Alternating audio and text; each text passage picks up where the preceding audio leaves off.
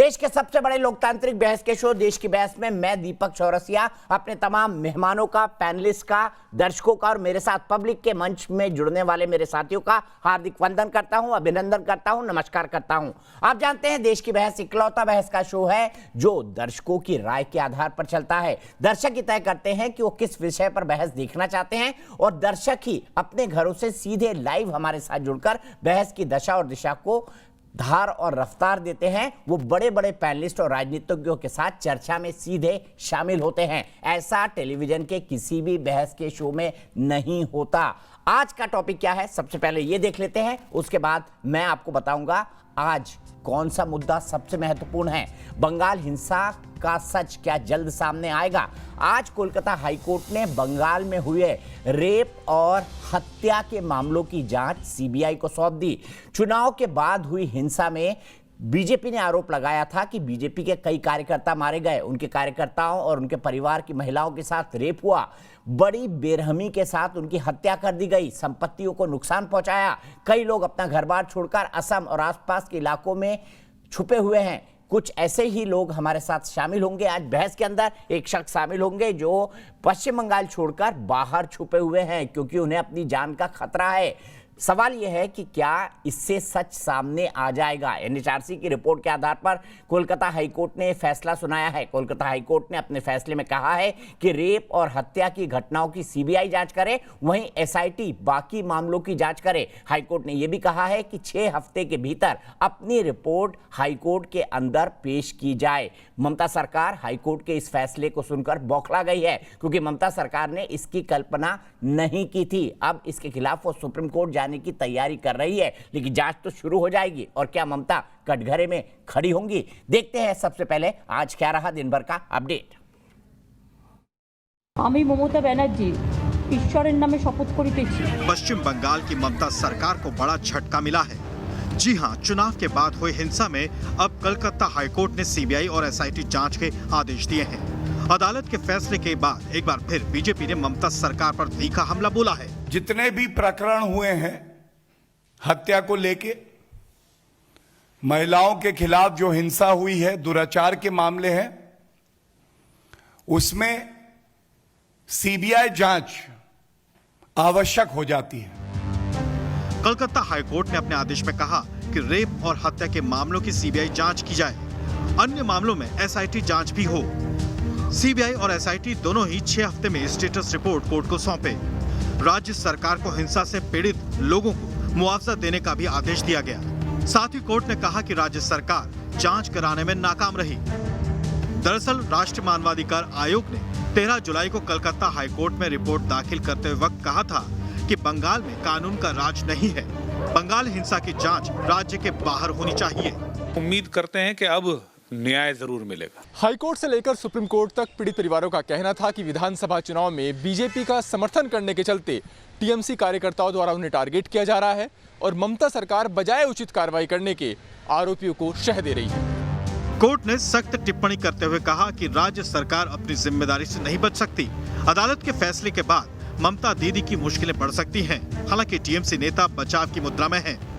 अगर सीबीआई देके वो लोग चाहेंगे हम लोग को ऊपर प्रेशर क्रिएट करेगा, ऐसा सस्ता नहीं है। इस बीच लेफ्ट समेत दूसरे विपक्षी नेताओं ने भी अपनी प्रतिक्रिया दी है। जो हो रहा है हम स्वागत करते हैं, ये होना चाहिए, बंद होना चाहिए। ममता बनर्जी के मुख्यमंत्री पद की शपथ लेने के साथ ही बंगाल में अलग अलग जगहों में हिंसा की घटनाएं बढ़ गई थीं।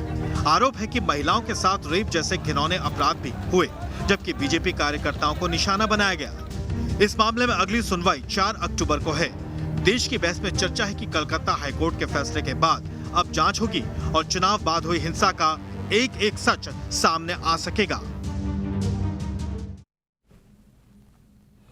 तो 6 हफ्ते में एसआईटी और सीबीआई दोनों को अपनी जांच रिपोर्ट, अपनी स्टेटस रिपोर्ट की अभी तक जांच कहां पहुंची है, ये कोलकाता हाईकोर्ट को सौंपना है, जिससे उम्मीद की एक नई किरण जगी है। इसीलिए देश की बहस में हमारा आज का सवाल है, क्या बंगाल में चुनाव बाद हिंसा की सीबीआई जांच सही है? आप शो के दौरान इस मुद्दे पर अपनी राय हमारी वेबसाइट पर दे सकते हैं आप हमारे मोबाइल ऐप को भी डाउनलोड कर सकते हैं। हाँ, यहाँ नाम है, आपको अपनी राय देनी है। आप हमारे ट्विटर हैंडल @NewsNationTV पर जा सकते हैं। आप हमारे फेसबुक पेज पर भी वोट कर सकते हैं। कार्यक्रम के बारे में अगर आपकी कोई राय है, सुझाव है, आप शो में शामिल होना चाहते हैं तो हमें 9711002266 पर व्हाट्सएप करें। सबसे पहले अपने पैनल को इंट्रोड्यूस करता हूं। मेरे साथ भास्कर मंडल जी जुड़े हुए हैं, जो कि इस पूरी हिंसा के एक विक्टिम हैं और इस वक्त भागे हुए हैं क्योंकि इन्हें पश्चिम बंगाल में अपनी जान का खतरा सता रहा है। मैं उनसे ही शुरुआत करूंगा। मेरे साथ टीएमसी के प्रवक्ता बादल देवनाथ जी जुड़े हुए हैं। मेरे साथ भारतीय जनता पार्टी की राष्ट्रीय प्रवक्ता भुवनेश्वर से सांसद अपराजिता सारंगी जी जुड़ी हुई है। मेरे साथ प्रोफेसर गीता भट्ट जी जुड़ी हुई है, जो कि न केवल दिल्ली यूनिवर्सिटी में पढ़ाती हैं बल्कि एक चिंतक हैं, विचारक हैं, पॉलिटिकल एनालिस्ट हैं। सबसे पहले भास्कर भाई, मैं आपके पास आना चाहूंगा। क्या हुआ था आपके साथ और क्यों भागना पड़ा आपको पश्चिम बंगाल से? नमस्कार। 2 तारीख जब रिजल्ट निकला बंगाल में, वोट परवर्ती काउंटिंग जब हुआ, उस दिन दोपहर 12 बजे से ही जैसे जैसे तृणमूल का रुझान आगे जाते गया, उसके बाद भाजपा कार्यकर्ता को काउंटिंग सेंटर में ही मारना शुरू कर दिया गया, प्रत्याशियों को मारना शुरू कर दिया गया। फिर वहाँ पर एक ऐसा माहौल किया गया, सबको मारा गया। जो लोग भाजपा कार्यकर्ता या विरोधी पार्टी का कार्यकर्ता था, सबको मारा गया। तो वहाँ से सब छोड़ के भाग गया। उसके बाद कार्यकर्ता लोग तो वहाँ से जान बचा के भागा था, मगर कार्यकर्ता जो लोग था उनका फैमिली को अटैक किया गया, उनका घर को अटैक किया गया, उनका घर को आग लगा दिया गया, उनका घर को जला दिया गया, उनका दुकान को लूटा गया, बहनों के साथ गंदा हरकत की, महिलाओं के साथ गंदा हरकत किया गया। बहुत बहुत नाजुक स्थिति बन गया था उस टाइम मतलब पूरा बंगाल में और हमारा डिस्ट्रिक्ट में।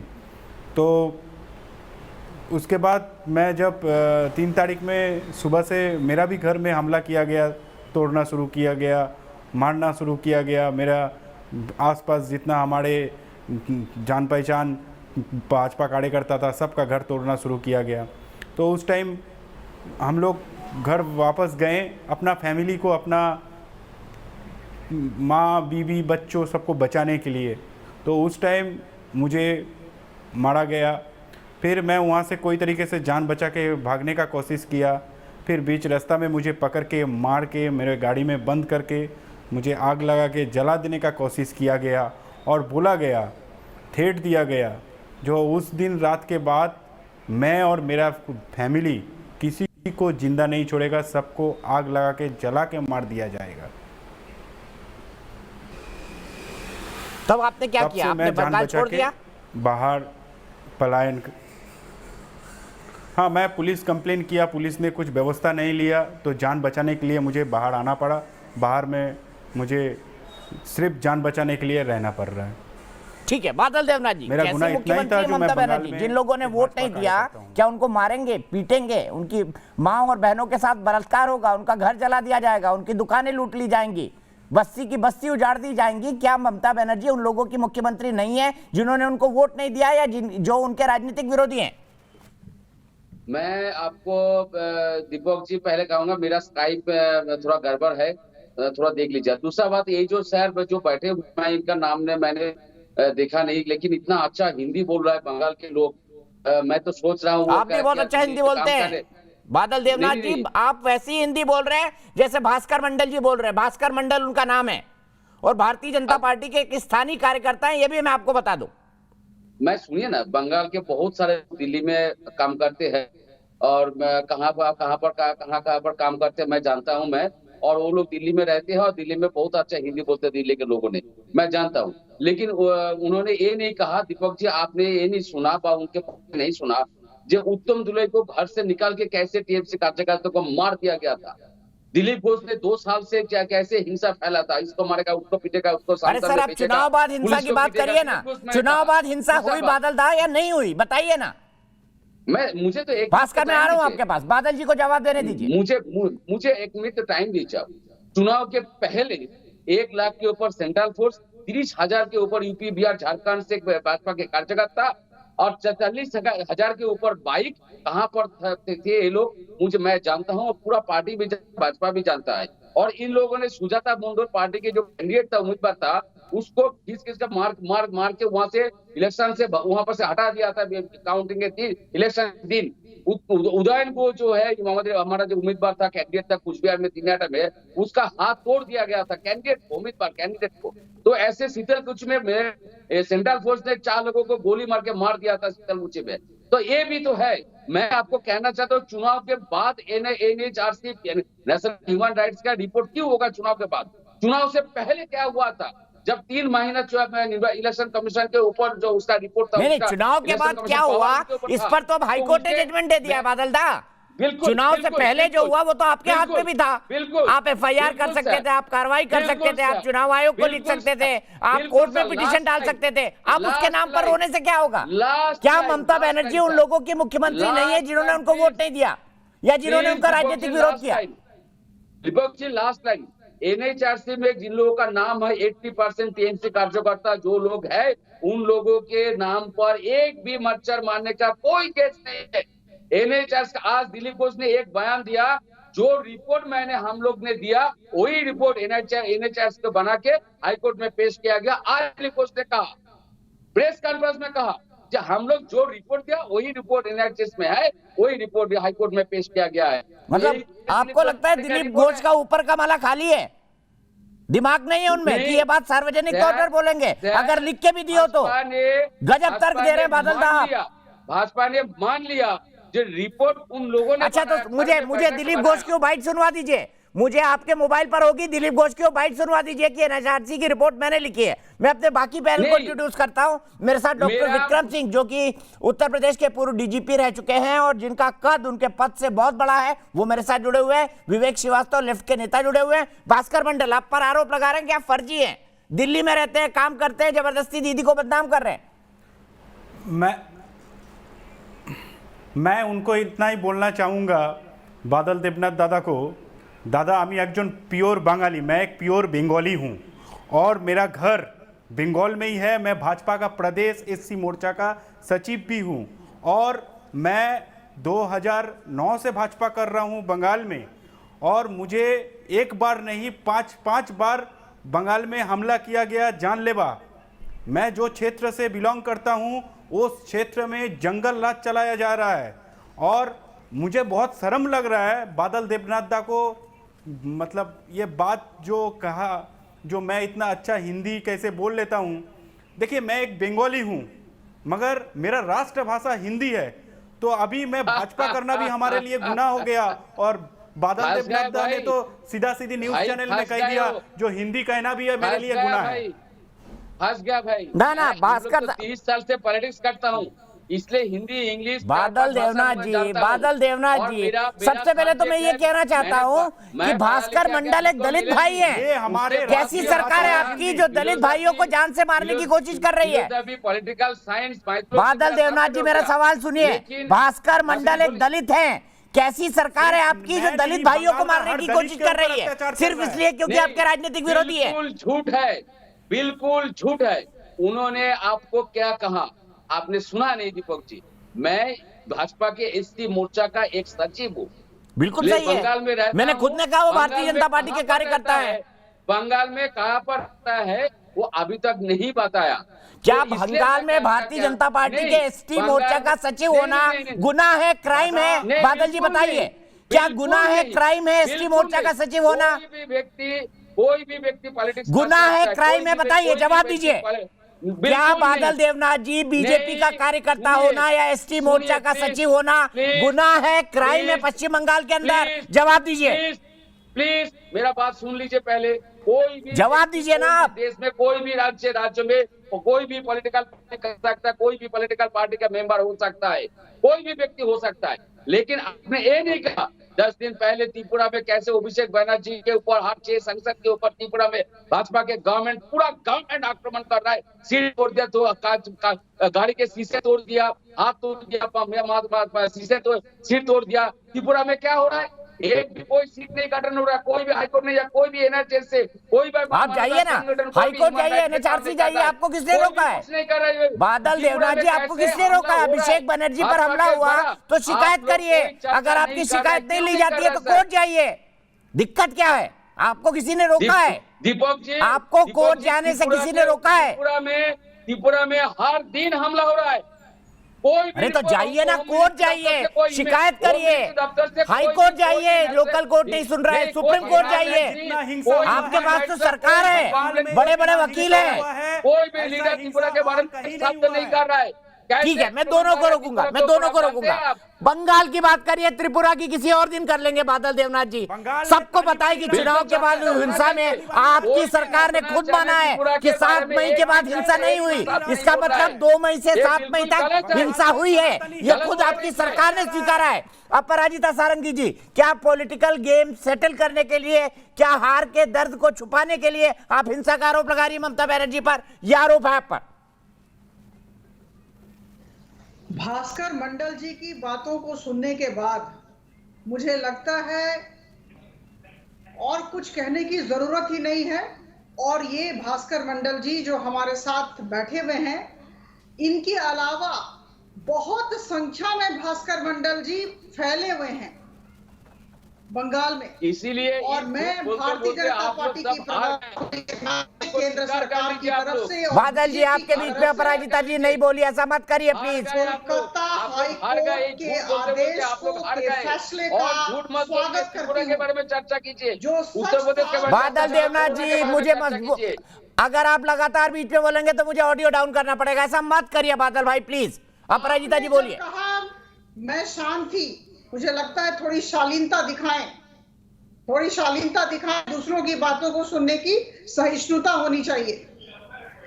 देखिए, जब चुनाव का प्रचार हो रहा था 2 मई के पहले, आप सबको ज्ञात होगा, हम सब ने, भारतीय जनता पार्टी के सारे कार्यकर्ताओं ने मिलकर कहा था, हर एक चैनल पर प्रवक्ता ने भी कहा था कि अराजकता और आतंक का माहौल बंगाल में है। और उस समय बहुत लोगों को शायद विश्वास हो नहीं रहा था, लेकिन मुझे लगता है, जैसा कि मैंने कहा, मैं पुनरावृत्ति करूंगी, सच उजागर होने जा रहा है। रेप और हत्या के लिए सीबीआई और अन्य हिंसा की वारदातों के लिए एसआईटी, और ये सब जितनी भी इंक्वायरीज होंगी, जो जांच होंगे, वो सब कोर्ट मॉनिटर करेगा। इससे अच्छी बात और क्या हो सकती है। और मैं आपको बता दूं, कुछ तथ्य मेरे पास हैं जो आपके साथ मैं साझा करना चाहती हूं। अपराजिता जी, मैं 1 मिनट में आपके पास आऊंगा। मेरे साथ इस वक्त कोलकाता से दिलीप घोष जी जुड़ गए हैं। चूंकि दिलीप घोष पर आरोप लगाया बादल देवनाथ ने कि उन्होंने ये कहा कि, दिलीप घोष ने आज प्रेस कॉन्फ्रेंस में ये कहा कि हमने जो रिपोर्ट लिख के दी, एनएचआरसी ने वही की वही सबमिट कर दी कोलकाता हाईकोर्ट के अंदर। दिलीप दा, क्या प्रेस कॉन्फ्रेंस में आपने कहा कि एनएचआरसी को रिपोर्ट आपने लिख कर दी और आपकी ही रिपोर्ट को एनएचआरसी ने, कोलकाता हाईकोर्ट ने सबमिट किया है? टीएमसी आरोप लगा रही है आप पर। मुझे मालूम नहीं उनको ये तथ्य कहां से मिला है। वो कह रहे हैं आपने प्रेस कॉन्फ्रेंस में बोला। उसका अगर क्लिपिंग्स है तो आप मुझे दिखा दीजिए एक बार। झूठ बोलने का उनका पीएचडी है टीएमसी वालों का। मेरा कहना है, एनएचआरसी की जो टीम आई है वो 311 जगह में गए हैं और लोगों को सीधा मिला है वहां जाकर के, और कई जगह लोगों को भगा दिया पुलिस वाले, उनसे मिलने भी नहीं दिया है। उसके आधार पर उन्होंने 900 पृष्ठ का रिपोर्ट बना के कोर्ट को दिया है, और कोर्ट ने सारे सार्वजनिक किया है, लोगों ने उसको पढ़ा भी, देखा भी है। उस आधार पर उन्होंने जजमेंट दी है। तो इसलिए किसी पार्टी के किसी के नहीं है। और इन्होंने उसी टीम को बीजेपी का टीम बना दिया। ये बीजेपी का टीम, ये बीजेपी, इनको हम कोर्ट में ले जाएं घसीट करके। और रिट पिटीशन भी किया था उन लोगों ने जिनको रिपोर्ट में गुंडा बताया गया, क्योंकि वो गुंडागिरी किया है, और वो रिट पिटीशन भी आज खारिज कर दिया कोर्ट ने। इसलिए इनकी सारी रास्ता बंद हो गई है। और जो तानाशाही और तालिबानी राज यहाँ चल रही है बंगाल में, एक प्रकार उसका गाल पे तमंचा है कोर्ट का। सामान्य जनता जो पीड़ित है, प्रताड़ित है, इनकी आवाज कोई सुन नहीं रहा था, एक एफआईआर नहीं ले रहे थे। ऐसी भयंकर परिस्थिति, महिलाएं कम से कम 50 के ऊपर महिलाएं जो जिनके ऊपर बलात्कार हुए, गैंग रेप हुई है, वो तैयार नहीं थे ये एफआईआर करने के लिए। बोले अभी देखिए मान गया, जान बचाए वो भी जाएगा। परिवार की किसी व्यक्ति की हत्या हो गई, बाकी लोग तैयार नहीं थे एफआईआर करने के लिए। बोले एक गया, बाकी 3 जिंदा है, उनको भी मार देंगे। इस स्थिति से हम आए हैं। 11,000 से ज्यादा घटनाओं को हमने रिकॉर्ड में लाया, वो सब उनके पास पहुंचाया है। इसकी आधार पर, इस तथ्यों के आधार पर उन्होंने अपने स्टडी किया, टीम भेजा। और आपको मालूम है ये जो मानवाधिकार टीम आई थी कलकत्ता में, जादवपुर में, उसका ऊपर भी टीएमसी वाले आक्रमण कर दिया। आप समझ सकते हैं, मानवाधिकार टीम का ही मानवाधिकार नहीं है तो बाकी लोगों का क्या होगा। इस स्थिति से एकमात्र रास्ता था अदालत, और अदालत ने इसको सुनवाई करते हुए सीबीआई को जिम्मेदारी दी है और एसआईटी गठन की है। बल्कि जितने लोग जिनके नुकसान हुआ है उनको उनका नुकसान का भरपाई करने के लिए आदेश दिया है। और मुझे लगता है कि और वो भी हो बैंक अकाउंट में ही होगा।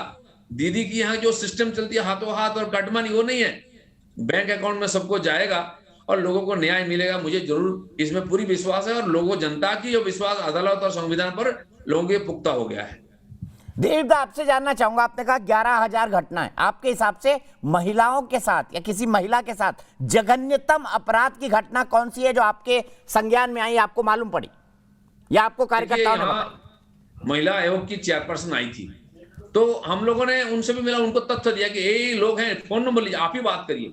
उन्होंने खुद फोन किया बीरभूम से, जो हमारी एक कार्यकर्ता थी जो बूथ में खुद एजेंट थी, उनके साथ बलात्कार हुआ था, 2 महिला छुपी थी कहीं। उन्होंने फोन करके बोला कि आप आइए, हम एफआईआर कराएंगे, आपको न्याय मिलेगा। उन्होंने बोला देखिए दीदी, हमारी मान तो गई है, जान बची हुई, हम अगर आएंगे तो हमारी जान भी खतरे में जाएगा, हम नहीं करेंगे।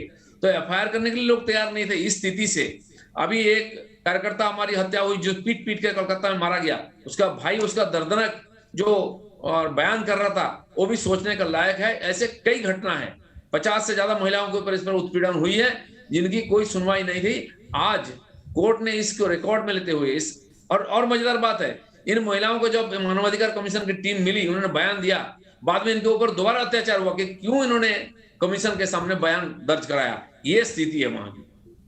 दिलीप दा, ये भी मालूम पड़ा कि जाति और धर्म पूछ पूछ कर लोगों के साथ बलात्कार किए गए, उनकी हत्या की गई। देखिए ऐसी कई घटनाएं हुई है जो वर्णनीय नहीं है, और सच में वो सुनने का भी स्थिति नहीं थी। हमारी महिला मोर्चा की कार्यकर्ताएं जब गई, उनको वो खुद रोने लगे उनकी स्थिति देख करके। वो डर रही थी, कंप रही थी, 3 दिन से जंगल में छुपी हुई थी, जल में छुपी हुई थी, ऐसी स्थिति मिली।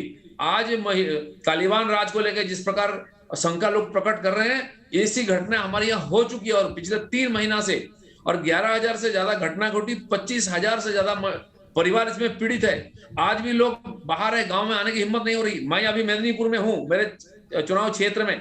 कल एक गांव में मैं जा रहा था जहां जो खेती करने वाले लोग हमारे सपोर्टर हैं, उनको खेती करने नहीं दिया जा रहा। 20-25 बीघा जमीन पड़ा हुआ है, तो मुझे रास्ता में रोक करके गो बैक किया गया, मैं वापिस आ गया।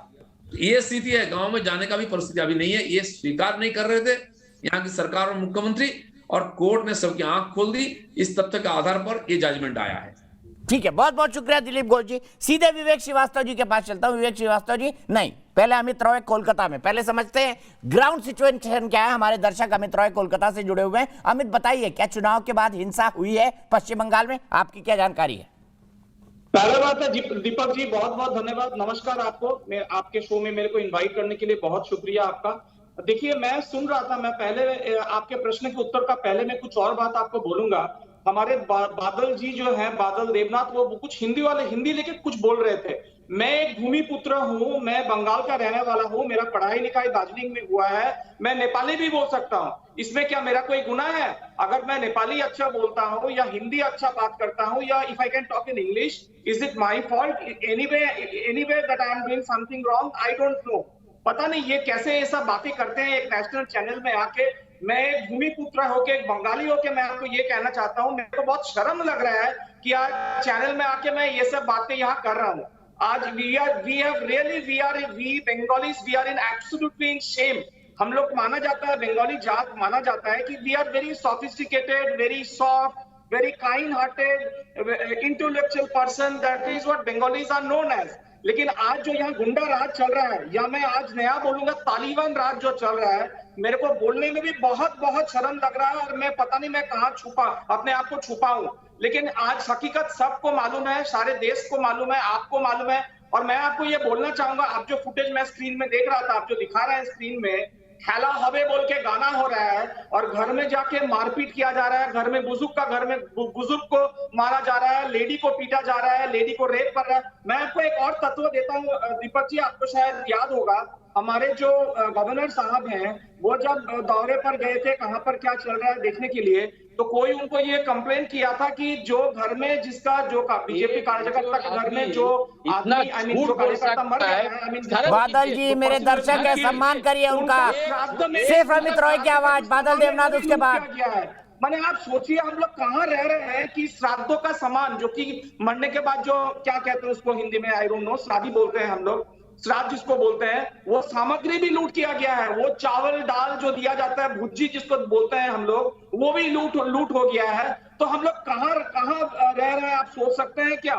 बहुत दुखजनक घटना है। खेला हमें जो है एक पॉलिटिकल, हम लोग पॉलिटिक्स करते हैं, हम लोग जो पॉलिटिक्स करते हैं हम लोग क्या बोलते हैं, हमारा मानुष्य जो कोड़ी या आदमी के लिए या गरीब आदमी के लिए हम लोग काम करते हैं। यहाँ पर तो वो जो माटी मानुष बोल रहे हैं वो भी चोरी किया हुआ है, जो खेला हमें स्लोगन दे में वो भी चोरी किया हुआ है। अरे भैया अपने कुछ तो करो आप लोग। हम लोग वर्चुअल प्रोग्राम किए लॉकडाउन में तो बोलता है कोटी टका खर्चा करते, वो लोग अपना उसके बाद में वर्चुअल किए। हम लोग जो प्रोग्राम ले रहे हैं ऑनलाइन पेमेंट ये वो आस्ते से दे आर ऑल्सो अडॉप्टिंग, तो वी आर हैप्पी। अगर टीएमसी गवर्नमेंट अगर अच्छा चीज अडॉप्ट कर रहे हैं और ये सब कर रहे हैं, कोई गुनाह नहीं है। लेकिन क्यों आप बीजेपी वाले को मार रहे हैं, क्यों आप विरोधी को मार रहे हैं? आप बोलिए 11,000 केसेस, आप सोचिए ये अकाउंटेड है, बाकी कितना अनअकाउंटेड है गॉड ओनली नोज। मैं आपको बोल रहा हूँ ग्राउंड रियलिटी बोल रहा हूँ। यहाँ पुलिस थाने में पुलिस टेबल के नीचे फाइल के नीचे छुप रहे हैं अपने आप को बचाने के लिए। माने पुलिस का भी वो पावर नहीं है कि वो काम करें। हम लोग कहाँ रह रहे हैं? ये तो जंगल राज से भी बेहतर है। बुरा मत मानिए, मैं माफी चाहता हूँ। हम लोग बिहार जानते थे कि ऐसा चलता है, लेकिन शायद हम लोग बिहार से भी नीचे चले गए हैं। ठीक है, मैं सीधे बादल देव अमित रॉय जी बहुत बहुत शुक्रिया, बहुत आर्टिकुलेट ढंग से आपने अपनी बात कही। बादल देवनाथ जी, इससे बुरा क्या होगा कि आपके लिए कहा जा रहा है कि आप तालिबान राज चला रहे हैं वहां पर? इतना झूठ आप भी बोल रहे हैं, अरे सच क्या सिर्फ आप बोलते हैं? वो मेरे एक दर्शक है, उनका पॉलिटिक्स से कोई लेना देना नहीं। सर बोलने दीजिए प्लीज, सर बोलने दीजिए प्लीज, बोलने दीजिए। आप बोल रहे हैं तालिबानी राज, सेंट्रल गवर्नमेंट भाजपा का है, इतना प्रदेश है पूरा देश के अंदर, बंगाल में सत्ताधारी पार्टी टीएमसी है, उसको दिलीप घोष खुद का, इन्होंने भी कहा तालिबान राज चल रहा। मतलब क्या होता है तालिबान में, अफगानिस्तान में तालिबान क्या कर रहा है, वो इधर होता है, इधर हो रहा है। वही तो किया आपने, 11,000 जगहों पर हिंसा की, महिलाओं का जाति और धर्म पूछ के रेप करवाया। यही तो है ना बादल देवनाथ आप पर आरोप कि महिलाओं का जाति और धर्म पूछ कर रेप कराया। उन्होंने कहा कि श्राद्ध के सामान की दुकान लूट ली आपके कार्यकर्ताओं ने। प्लीज एनएचआरसी का रिपोर्ट में लिखा हुआ 15,000 हिंसा हुआ। 2 दिन पहले दिलीप घोष बोल रहा 12,000, अभी आप बोल रहे हैं 11,000। क्या हो रहा है सर? एनएचआरसी का रिपोर्ट में 15,000। अरे मैं तो 4,000 कमी बता रहा हूँ ना, खुद रही है। क्या हो रहा है सर? अब आप आंकड़े पर सवाल उठा रहे हैं। नहीं, सच नहीं है आपका। ठीक है, मैं सीधे डॉक्टर विक्रम सिंह के पास चलता हूं। डॉक्टर विक्रम सिंह, आपने भास्कर मंडल की बात सुनी, आपने मेरे एक दर्शक अमित रॉय की बात सुनी, आपका अनुभव क्या कहता है? क्योंकि पश्चिम बंगाल में चुनाव पूर्व और चुनाव पश्चात हिंसा का एक पुराना रिकॉर्ड है। क्या आपको लगता है कि सीबीआई जांच से सच सामने आएगा या फिर लिपापोती कर देगी राज्य सरकार? दीपक जी, ये एक संवैधानिक व्यवस्था है और मैं बहुत बहुत आभारी हूं माननीय उच्च न्यायालय का, जिनके की 5 जजों की खंडपीठ ने ये व्यवस्था दी कि सीबीआई कोर्ट मॉनिटर्ड विवेचना करेगी। इससे सच्चाई सामने आएगी। आरोप प्रत्यारोप तो चलते रहेंगे, होती रहेगी, निर्वाचन होते हैं, आते हैं जाते हैं, सरकारें आती हैं जाती हैं, लेकिन एक भी महिला की अस्मिता अक्षुण है, किसी की भी इज्जत मान मर्यादा अक्षुण है, उसके साथ कोई समझौता नहीं हो सकता है। बंगाल तो हमारा हृदय प्रदेश है और बंगाल का अगर हमारा कोई व्यक्ति अगर हिंदी बोल रहा है, हिंदी हमारी मातृभाषा है, राष्ट्रभाषा है, तो उसमें तो गौरव का विषय है। लेकिन आपने कहा विवेचना में सच्चाई सामने जरूर आएगी, क्योंकि कोर्ट मॉनिटर्ड है और इसमें जो सच्चाई और जो अनदेखा किया गया तथ्यों का, जो अपराध पंजीकृत नहीं किए गए, वहीं से शुरुआत कीजिए। धारा 154 सीआरपीसी से अपराध का पंजीकृत न होना और इस प्रकार का हिंसा का तांडव होना, उसके बाद फौरी कार्रवाई न करना, पुलिस अधिकारियों का एनएचआरसी को सुरक्षा न देना, पुलिस अधिकारियों के द्वारा एफआईआर का न होने देना, और मैं तो ये भी कहूंगा अनुसूचित जाति जनजाति अत्याचार निवारण अधिनियम धारा 4 इसके अंतर्गत, और इसके अलावा अन्य जो अपराध के अपंजीकृत न हो, धारा 166A आईपीसी, जिसमें कि पुलिसकर्मी जो कि दोषी और प्रमाद कर है इस प्रकरण में, उनके खिलाफ कार्रवाई होनी चाहिए। क्योंकि सीबीआई की विवेचना आपने की है, न केंद्र सरकार ने की है, माननीय उच्च न्यायालय ने की है। ये संवैधानिक व्यवस्था है, हम हो सकता है उससे असहमत हो, ये भी विकल्प है बंगाल सरकार के पास कि वो सर्वोच्च न्यायालय जाए और इसके बारे में अपील करे, हो सकता है खारिज भी हो जाए। लेकिन ये जो व्यवस्था दी हुई है, ये संवैधानिक तंत्र के अंतर्गत व्यवस्था आई है, इससे कम से कम किसी को मतभेद नहीं होना चाहिए। और सीबीआई के बारे में ऐसी कोई एजेंसी भारत की छोड़ दीजिए विश्व में नहीं है जिसके ऊपर आरोप न लगे हों। लेकिन सीबीआई से श्रेष्ठ इन्वेस्टिगेटिंग एजेंसी भारत में हो नहीं सकती है और उसकी गुणवत्ता पे प्रश्न चिन्ह उठाना औचित्यपूर्ण नहीं है। मुझे पूरी उम्मीद है कि क्योंकि टाइम बाउंड कोर्ट मॉनिटर्ड विवेचना है दीपक जी, इसलिए आपके सामने दूध का दूध पानी का पानी अवश्य होगा। ऐसी हम ही नहीं, आप ही नहीं, पूरा देश इसकी प्रतीक्षा कर रहा है, सच्चाई सामने आए और आरोपी के खिलाफ कानूनी कार्रवाई हो। दीपक जी। ठीक है विवेक श्रीवास्तव जी, ये सब टीएमसी को तो आप ही ने सिखाया है, चुनाव के पूर्व की हिंसा, चुनाव के बाद की हिंसा, क्योंकि आपके जो फिलोसफर हैं, जो लाल सलाम कहते हैं, वही कहते हैं the power comes from the barrel of gun. नहीं आप सुनिए, बंदूक की नोक से सत्ता आती है। नहीं अब हमारा इंडियन लेफ्ट कहता है power comes from the ballot. Vote लाएगा, क्रांति लाएगा और लाएगा जरूर, चाहे समय लगे। अब आदरणीय विक्रम सिंह जी से 2-4 सवाल। मैं इनकी बड़ी इज्जत करता हूं, बड़े सीनियर रिटायर्ड अफसर हैं, I look upon him and respect him also. Sir थोड़े सवाल टीएमसी से भी पूछ लीजिए, आपके राजनीतिक विरोधी हैं। पुलिस और दिल्ली, मुझे तो कभी-कभी लगता है विवेक श्रीवास्तव सिंपैथाइजर हो गए टीएमसी के, लेफ्ट में रहकर, या टीएमसी के प्रवक्ता हो गए। आज मेरे साथ कार्यक्रम में टीएमसी के 2 प्रवक्ता हैं, बादल देवनाथ जी का जुड़ने के लिए शुक्रिया और विवेक श्रीवास्तव जी के जुड़ने के लिए शुक्रिया, जो टीएमसी से सवाल पूछने की बजाय आदरणीय विक्रम सिंह जी से पूछ रहे हैं। क्या गजब है विवेक श्रीवास्तव। चलिए सुनिए, मोदी जी का विरोध हम करते हैं, पर इतना मत करिए कि टीएमसी का विरोध करना भूल जाए। इन्हीं से झगड़ा होगा आपका, मोदी जी के तो आसपास भी नहीं है। तृणमूल के हम खिलाफ हैं, तृणमूल के खिलाफ हैं, तृणमूल के खिलाफ है, तृणमूल के खिलाफ लड़ते रहेंगे। लेकिन यहाँ बहुत बड़ा खतरा है बीजेपी ने जो खड़ा कर रखा है, इसके भी खिलाफ हमें खड़ा होना है। इनसे पूछिए, विक्रम सिंह जी बैठे हैं, जब लेनिन की मूर्ति गिरी थी और रॉयटिंग हुई थी त्रिपुरा के बारे में के बाद, जब रिजल्ट आए थे, तो क्या कहेंगे उसके बारे में? सेलेक्टिव हो जाते हैं विक्रम सिंह जी जब यूपी पुलिस की बात आती है या दिल्ली पुलिस की बात आ जाती है। बाकी जो गैर बीजेपी शासित प्रदेश हैं, वहां की पुलिस के ऊपर उंगली उठाना इनके लिए बड़ा आसान है। पूछूंगा मैं विक्रम सिंह जी से, कौन था वो, कौन थे जोगिंदर सिंह, कौन थे वो जज जिन्होंने कहा था कि सीबीआई एक तोता है सरकार का? कौन थे अस्थाना जी, कौन थे वो 2 डायरेक्टर सीबीआई के जिन्होंने एक दूसरे पे केस करा? कौन था वो अफसर सीबीआई का जिसको रातों रात इसी सरकार ने सस्पेंड करा? कौन कहता है सीबीआई बिकी हुई नहीं है और सरकार का तोता नहीं है? बिल्कुल है। एनएचआरसी की जो टीम आई थी, तृणमूल की बैटिंग नहीं कर रहा, लेकिन देश के फेडरल स्ट्रक्चर को, सरकार का तो यूपीए 1 में बोला था ना, यूपीए 1 में बोला था जब लेफ्ट सरकार में थी। आप भूल गए इस बात को। अरे चाहे यूपीए 1 हो चाहे एनडीए हो, मैं सीबीआई की गुणवत्ता पे सवाल उठाऊंगा। मोदी सरकार ने जितने भी सरकारी तंत्र हैं सबका मिसयूज करके ऑपोजिशन के लीडर्स को टारगेट करने की कोशिश करी है। मैं ममता का सपोर्टर नहीं हूं, तो यूज, लेकिन भारत के फेडरल स्ट्रक्चर का और मोदी सरकार करे तो मिसयूज।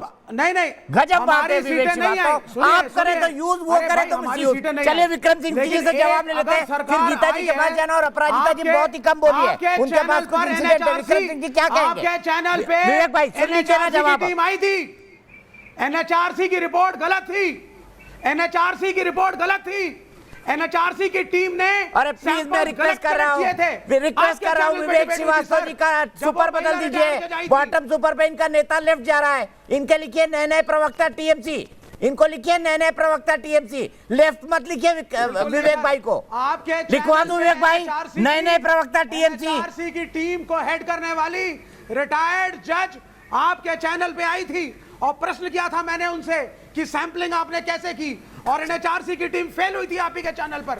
रिवाइंड विवेक श्रीवास्तव जी बधाई हो लेफ्ट पार्टी ज्वाइन करने के लिए। सुष्मिता देव के साथ विवेक श्रीवास्तव भी चले गए, विक्रम सिंह जी जवाब देंगे। विवेक जी ने बहुत माकूल बातें कही हैं और इसके पहले यही नहीं, सीबीआई के बारे में, कई पुलिस बलों के बारे में आदरणीय विवेक जी प्रतिकूल टिप्पणियां आई हैं। पुलिस बल के बारे में ये सबसे ज्यादा अपराधियों का गिरोह कोई है तो ये पुलिस बल, बाद में वो विलुप्त भी हुई। टिप्पणी होना एक चीज है, लेकिन किसी भी न्यायालय, माननीय न्यायालय ने ये नहीं कहा कि सीबीआई को समाप्त कर दिया जाए, अब वो पुलिस बल को समाप्त किया जाए।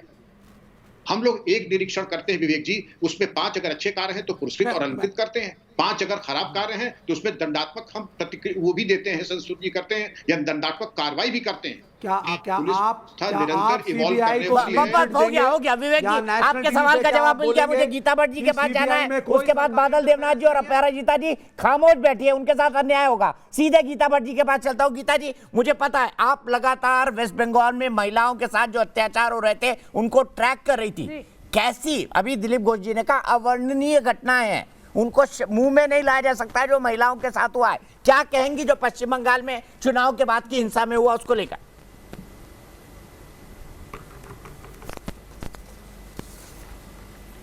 देखिए दीपक जी, आज जो उच्च न्यायालय ने जो आज आदेश दिए हैं, जो पश्चिम बंगाल में खास करके जो महिलाओं और बच्चों के साथ जिस प्रकार की बर्बरता हुई है, एक जो बेटे के सामने उसकी माँ का बलात्कार, एक पिता के सामने एक बेटी का बलात्कार, आप जो हम कभी एक जो सभ्य समाज में जो अकल्पनीय है, ऐसी बर्बरता जो पश्चिम बंगाल में देखी गई, आज के आदेश से कहीं एक आशा की किरण दिखाई दी है।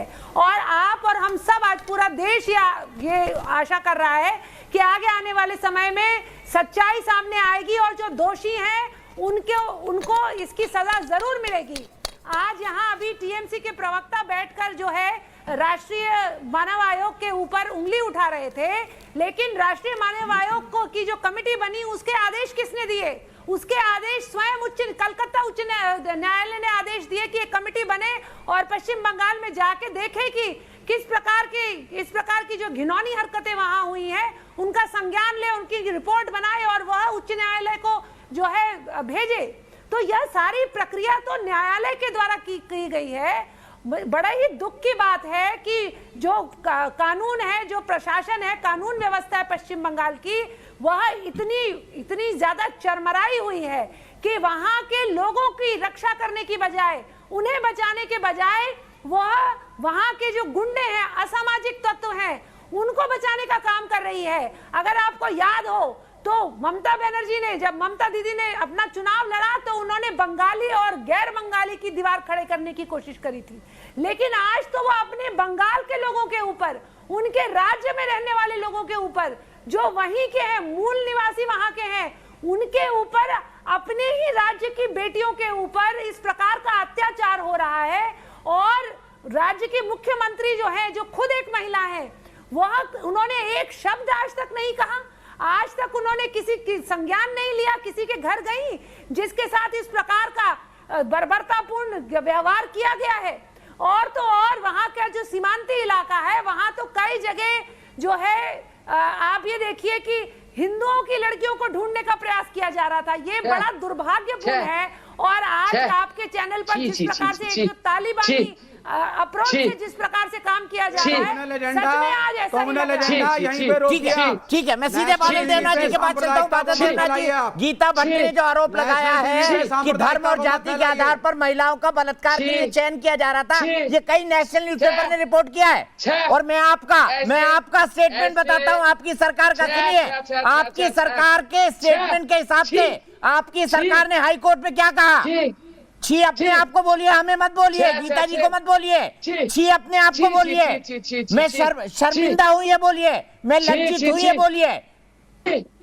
बाप के सामने बेटी का बलात्कार, बेटे के सामने माँ का बलात्कार, ये बंगाल में ही हो सकता है, ये बंगाल में ही हो सकता है।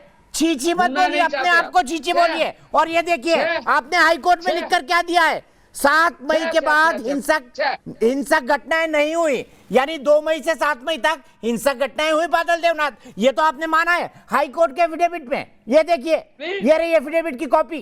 प्लीज सर, एक महिलाओं के, एक बेटी के सामने, एक बेटा के सामने रेप कहाँ पर हुआ है? इनको प्रूफ देने को बोलिए। कहाँ पर? NHRC की रिपोर्ट में है, पढ़ लीजिए।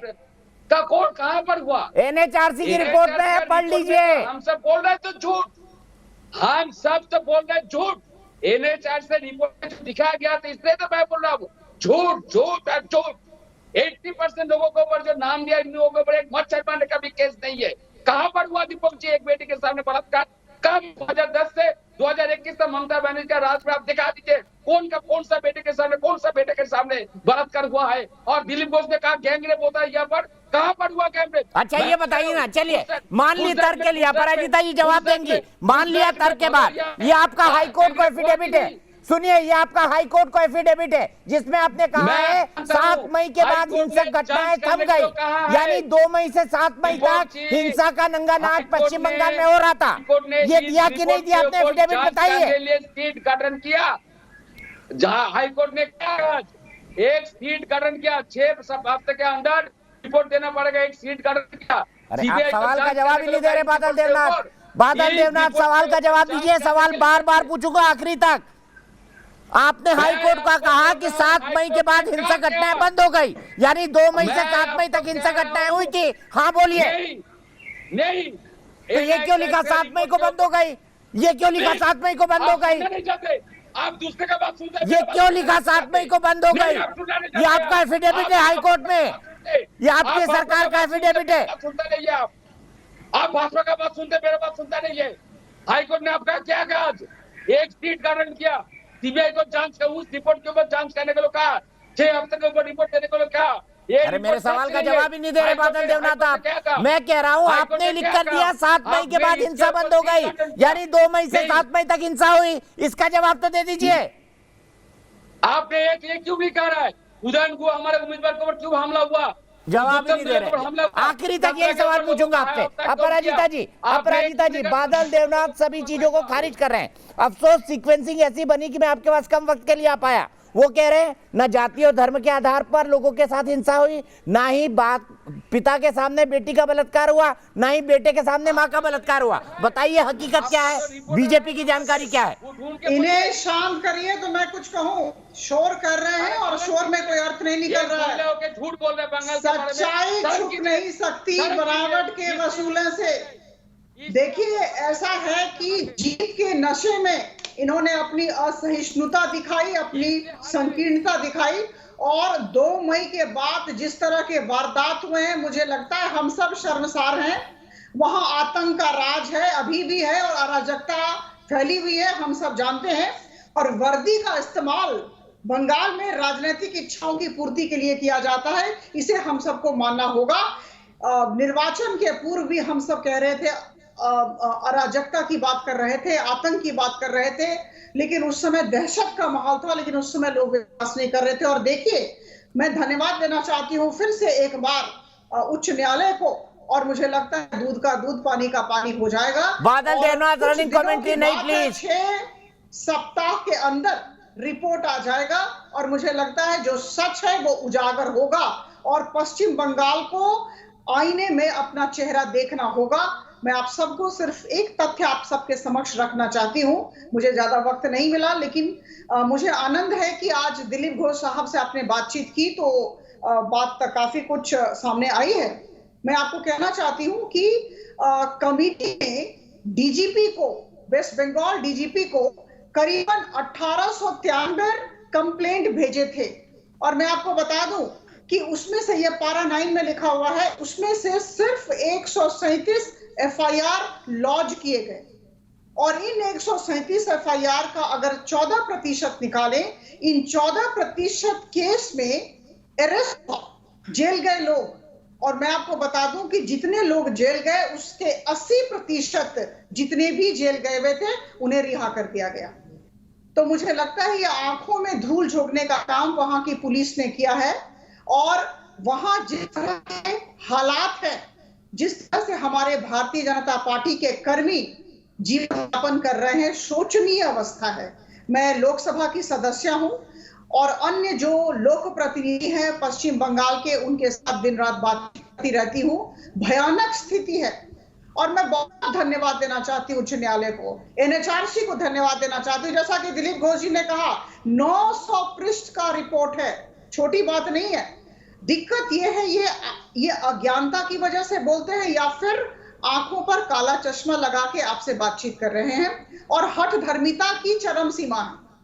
पश्चिम बंगाल में अभी हठ धर्मिता की चरम सीमा है, इसी की वजह से इस तरह की स्थिति हो रही है। पर मुझे लगता है कि अभी हम सब में थोड़ा धैर्य रहना चाहिए, और धैर्य के साथ अगर हम रहें, 6 सप्ताह की बात है, और दूध का दूध, पानी का पानी निश्चित तौर पर हो जाएगा। ठीक है, सीधे मेरठ मेरे एक दर्शक धीरज सिंह जुड़ गए। धीरज, क्या कहेंगे? बंगाल में चुनाव के बाद हिंसा हुई है, आपकी क्या जानकारी है? आपने क्या पढ़ा अखबारों में, मीडिया में क्या देखा? पहले मैं आपका धन्यवाद करना चाहूंगा जो आपने इतना अच्छा मुद्दा राष्ट्र हित में जो आपने उठाया है। और ममता सरकार तानाशाही दिखा रही है। अरे रोंगिया और घुसपैठियों पर तो पूरा मेहरबान है और हिंदू परिवारों पर इतना अत्याचार ये क्यों हो रहा है? ममता जी, क्या आप जम्मू कश्मीर बनाना चाहती हैं? ठीक है, मैं सीधे इसी सवाल को विवेक श्रीवास्तव के पास ले जाता हूं। विवेक श्रीवास्तव, आपको हमेशा कम्युनल एंगल दिखने लगता है, लेकिन यही वो कम्युनल एंगल है जो टीएमसी का सबसे बड़ा स्ट्रांग वोट बैंक है, और यही वो कम्युनल एंगल है जिसने आपकी लुटिया डुबो दी पश्चिम बंगाल के अंदर। हाँ, 0 सन्नाटा मिला है आपको। देखिए, हमारी सीटें नहीं आई, कम आई, कोई बात नहीं, ठीक है, लेकिन उसके बाद भी हम कम्युनल एजेंडा को लेकर के सत्ता में आने की ना कोशिश करेंगे, ना ये हमारा एजेंडा है। जय श्री राम के नारे लगा करके इन्होंने बस सिर्फ तालिबान को आता है, तालिबानियों को आप आजादी के सिपाही कहेंगे। अरे आप सुनिए विवेक जी, और कुछ नहीं। तालिबान सुनिए, तालिबान शब्द को यूज करके भारत के मुसलमानों को बुरा भला मत कहिए आप। देखिए, आ गए अपने सेक्युलर एजेंडा पे। लेना देना, मेरा एजेंडा कम्युनल, आपका सेक्युलर। वाह, जो बिल्कुल सेकुलर एजेंडा, बिल्कुल सेकुलर एजेंडा रहेगा।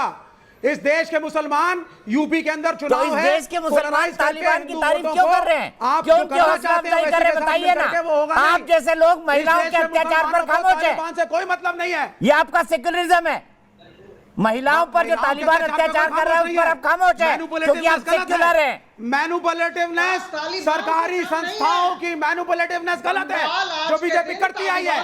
जय श्री राम के नारे लगाना, माता का मंदिर नहीं खुल रहा, इस पंडाल में ऐसा हो रहा है, उस पंडाल में वैसा हो रहा है। बंगाल में तो हिंदू खत्म हो गया, बंगाल का हिंदू खतरे में आ गया। अरे मुसलमान कैप्चर करने जा रहे हैं बंगाल को।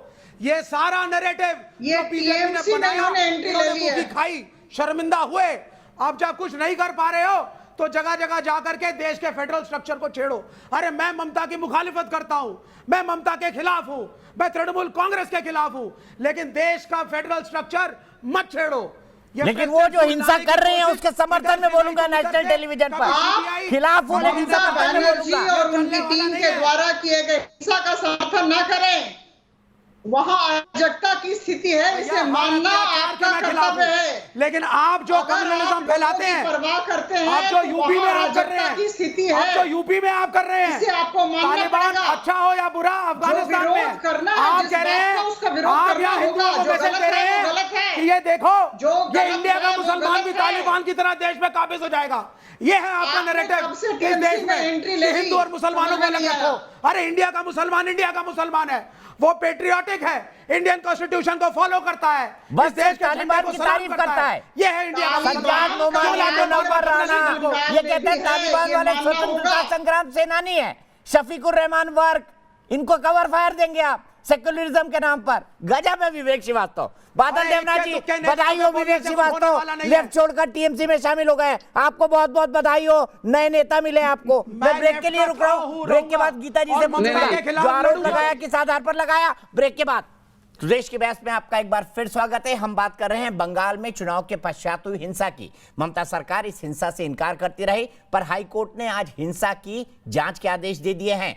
हाईकोर्ट ने रेप और हत्या के मामलों की सीबीआई से जांच के आदेश दिए हैं, बल्कि अन्य मामलों की जांच के आदेश एसआईटी को सौंपे हैं। 6 हफ्ते में कोलकाता हाईकोर्ट ने कहा है कि रिपोर्ट कोर्ट को सौंपी जाए, यानी कोर्ट मॉनिटर्ड ये रिपोर्ट होगी। इसी पर बात करने के लिए हमारे साथ कई सारे खास मेहमान जुड़े हुए हैं।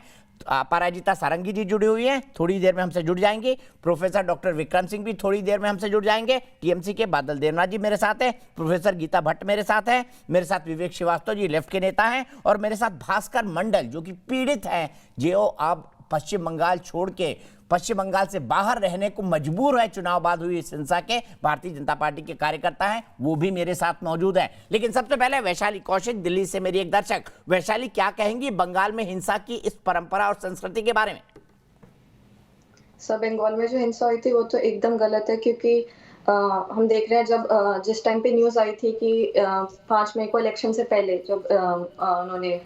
जब ममता जी ने शपथ ली, उससे पहले बहुत ज्यादा वो चल रहा था, हिंसा चल रहा है। टीएमसी जो है वो बीजेपी के कार्यकर्ताओं पे आरोप लगा रही है, बीजेपी टीएमसी के कार्यकर्ताओं पे आरोप लगा रही है। तो हमारा वो देख के हमारा लॉ एंड ऑर्डर पे से विश्वास उठ गया कि ये क्या हो रहा है यहाँ पे, मतलब डेमोक्रेसी है, लोकतंत्र देश है, यहाँ पे हो रहा है, यहाँ पे तो लोग सेफ ही नहीं है, क्या करें, मतलब सेफ्टी नहीं है। तो अब जो सीबीआई को जांच सौंपी गई है तो एक बहुत अच्छा स्टेप लिया है कोलकाता हाई कोर्ट ने, जिससे कि लोगों के बीच एक कॉन्फिडेंस डेवलप होगा। वो उन्हें अपने बहुत बहुत शुक्रिया वैशाली, आपके लिए मेरे पास वक्त इतना ही है। मैं सीधे चलता हूँ गीता भट्ट जी के पास। गीता भट्ट जी, बादल देवनाथ जी बोल रहे थे छी छी छी, शर्म शर्म शर्म, ऐसा तो कभी हुआ ही नहीं। क्या तथ्य है इन बारों में जो आपने कहा कि बेटी का बलात्कार पिता के सामने हुआ और बेटे के सामने मां का बलात्कार हुआ?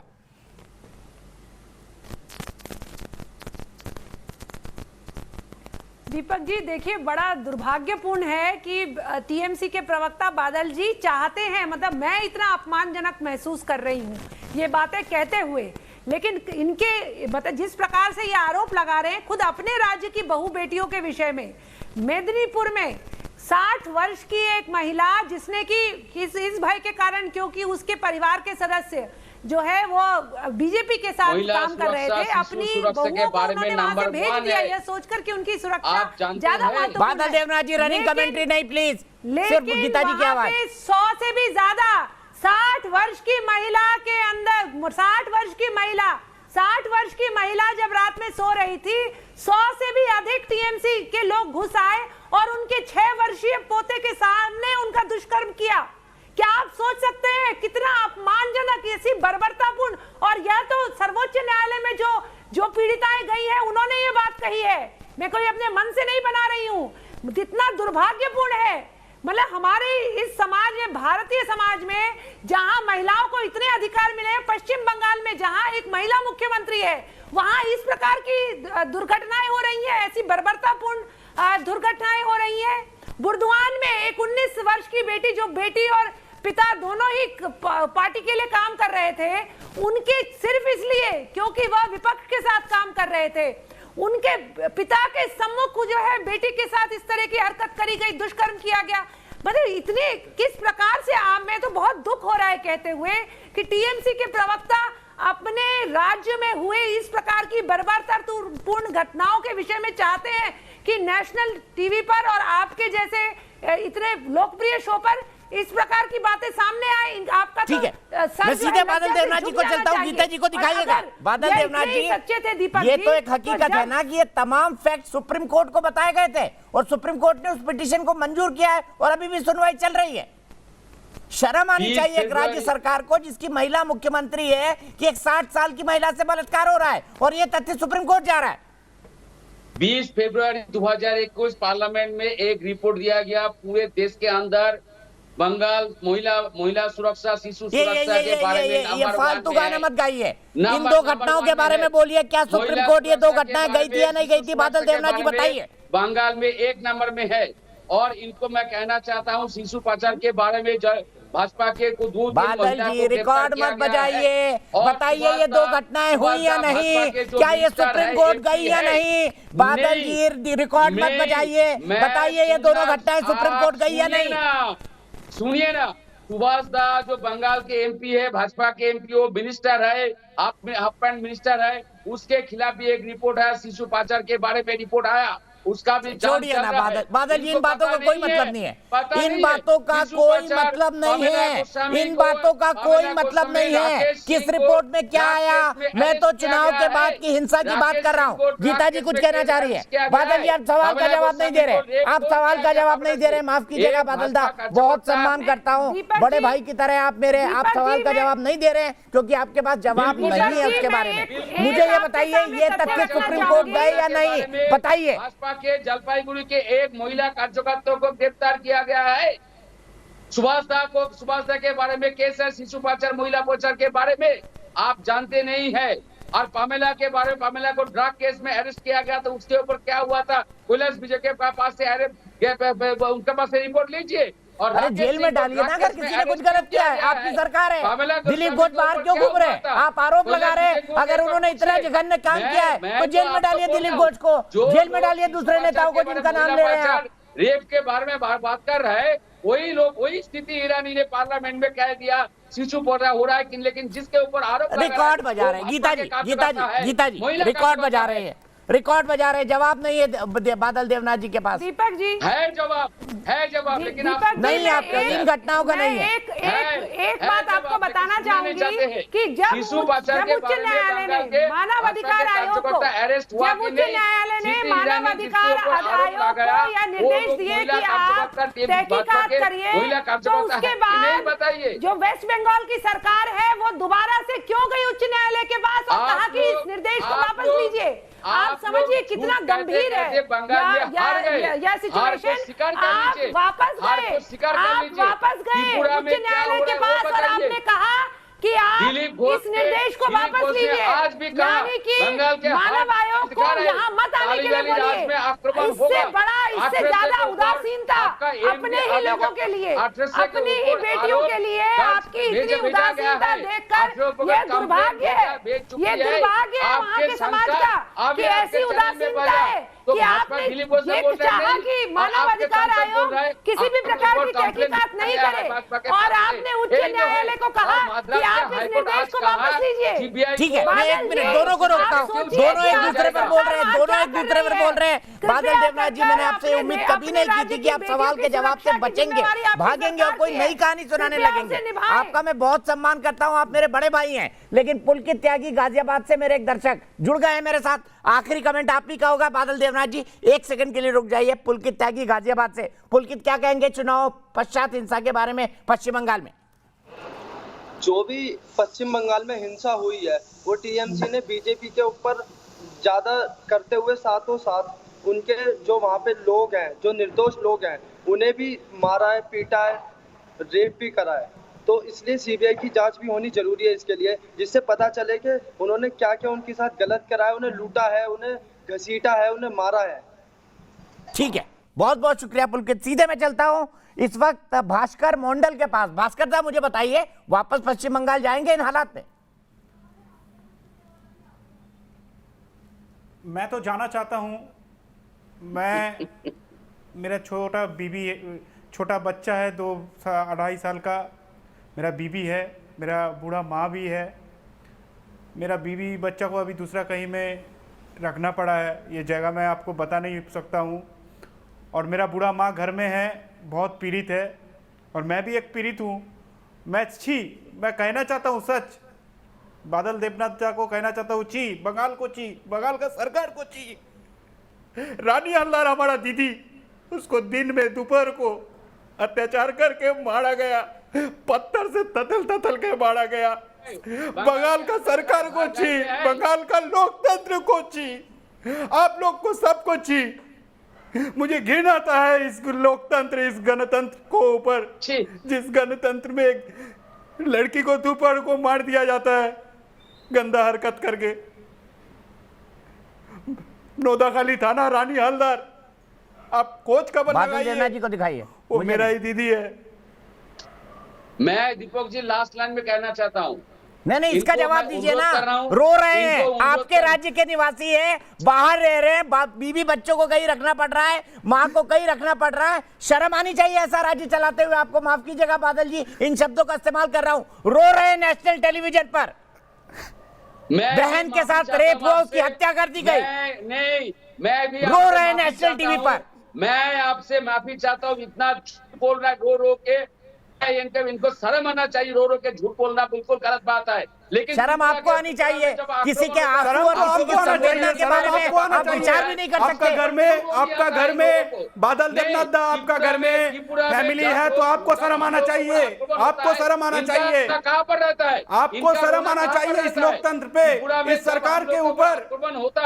कोई भी विरोधी दल राजनीति करना, ये क्या गुनाह है? महिला कार्यकर्ता है, तब इन लोगों का रोना कहाँ पर रहता है? मैं इनको फिर से मैं अनुरोध कर रहा हूँ, पूरे बंगाल में भाजपा के कार्यकर्ता सब घर में आए, आप शांति से घर में आए, घर में रहिए। कहाँ रहते हैं आप बताइए, कहाँ रहते हैं बताइए, मैं आपको घर पहुंचा दूंगा।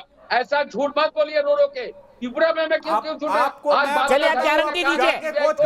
बादल देवनाथ जी, मैं कल आपसे बात करूंगा। इनके और इनके परिवार की सुरक्षा की गारंटी लिख कर दीजिए। मैं खुद सुप्रीम कोर्ट में पिटीशन लगाऊंगा भास्कर मंडल के नाम पर।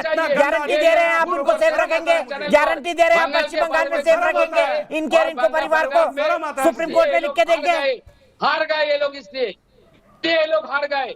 झूठ बोलते बोलते बादल देवनाथ जी, आप खर्चा नहीं लीजिएगा कोर्ट का, वकील का, कोर्ट की फीस का मैं दूंगा। लेकिन भास्कर मंडल को उसके घर आने दीजिए वापस। राज्य में जो लोग होता है, जो होता है उसके ऊपर कोई रिपोर्ट, कोई चर्चा नहीं होता है। जवाब नहीं है, पॉइंटेड सवालों का जवाब नहीं है। बादल दा आज आपने बहुत निराश किया मुझे, क्योंकि पॉइंटेड सवालों का जवाब नहीं दे रहे हैं आप, रिटोरिक बात कर रहे हैं।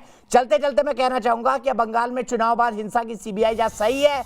बादल देवनाथ जी सुनिए, देश की जनता क्या कहती है, देश के बहस के दर्शक क्या कहते हैं। 99% मानते हैं कि सीबीआई जांच सही है। फिलहाल देश की बहस में एक ब्रेक, लेकिन न्यूज नेशन एक ऐसा चैनल है जहां पर खबरों का सिलसिला कभी नहीं थमता।